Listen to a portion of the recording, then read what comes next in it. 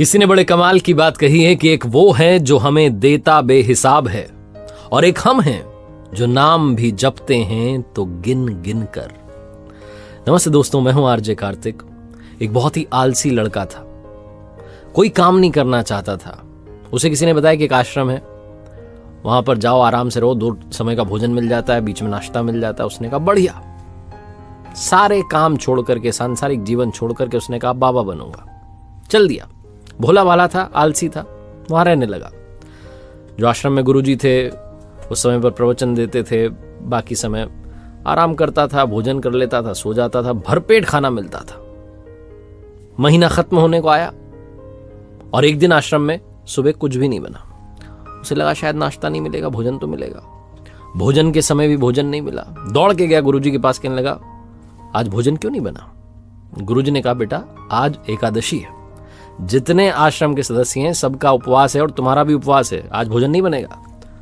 आलसी था लेकिन भूख बहुत लगती थी। इसने कहा नहीं, ऐसा नहीं हो सकता, मुझे तो भोजन करना है। गुरुजी ने कहा ठीक है, जाओ भंडारे में से ले जाओ सामान और बाहर ले जाके, आश्रम में नहीं बनेगा, बाहर ले जा करके बना लो।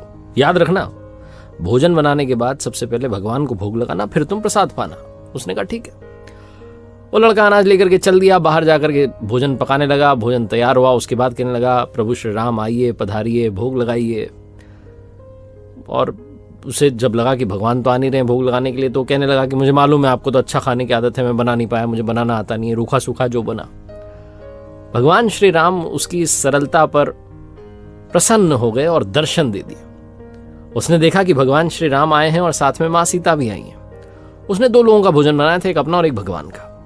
अब क्योंकि माँ सीता भी आई थी, भगवान भी आए थे, तो उसने वो प्रसादी भगवान को उनके ग्रहण करने के लिए सामने रख दी। भगवान श्री राम ने, माँ सीता ने भोजन किया और उसके बाद वो जाने लगे। तो इस भक्त ने, जो भोला सा आलसी सा भक्त था, इसने कहा कि प्रभु आप आए, आपके दर्शन हुए, बड़ा अच्छा लगा, मुझे खाने को कुछ नहीं मिला लेकिन कोई बात नहीं, बस एक आपसे विनती, अगली बार जब आप आए तो कितने लोग आएंगे ये पहले बता दें, ताकि मैं उतने लोगों का भोजन बना के रखूं। भगवान श्री राम फिर से मंद मंद मुस्कुराए और अंतर ध्यान हो गए।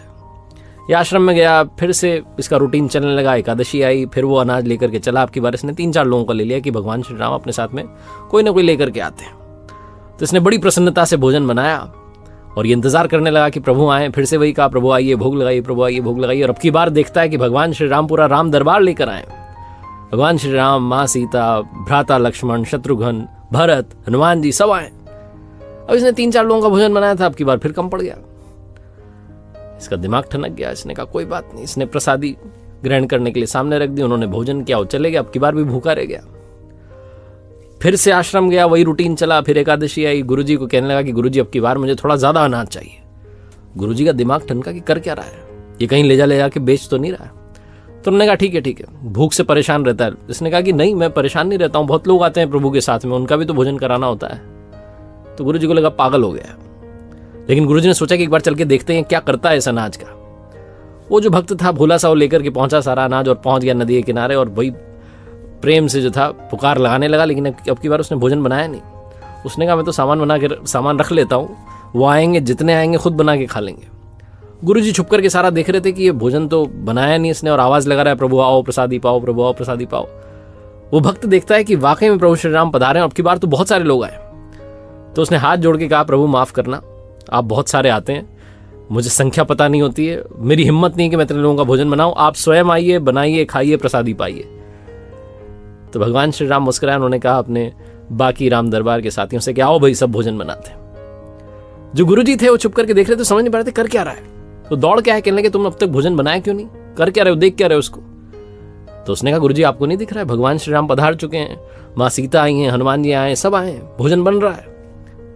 तो गुरुजी ने कहा पागल हो गया है, मुझे तो कोई दिख नहीं रहा है। ये जो भोला सा भक्त था इसका दिमाग ठनक गया। इसने कहा क्या हो रहा है। इसने कहा भगवान कर क्या रहे हो, एक तो भूखा रखा हुआ है, गुरुजी को दर्शन नहीं दे रहे हो, गुरुजी मुझे पागल समझ रहे हैं, कृपा करके गुरुजी को दिख जाओ।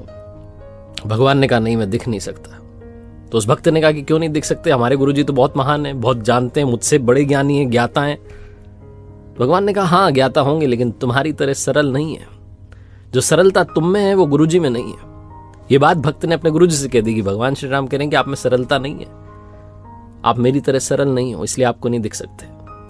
गुरुजी की आंखें नम हो गई, रोने लग गए, कहने लगे बिल्कुल सही कहा, मेरे अंदर तुम्हारे जितनी सरलता नहीं है। और माफी मांगने लगे। भगवान ने फिर गुरुजी को भी दर्शन दिए, उस भक्त को तो दर्शन दे ही दिए थे। बहुत छोटी सी कहानी है, लेकिन सिखाती है कि जीवन में सरलता सबसे आवश्यक है। जितने सरल बने रहेंगे उतना जीवन में आगे बढ़ते चले जाएंगे।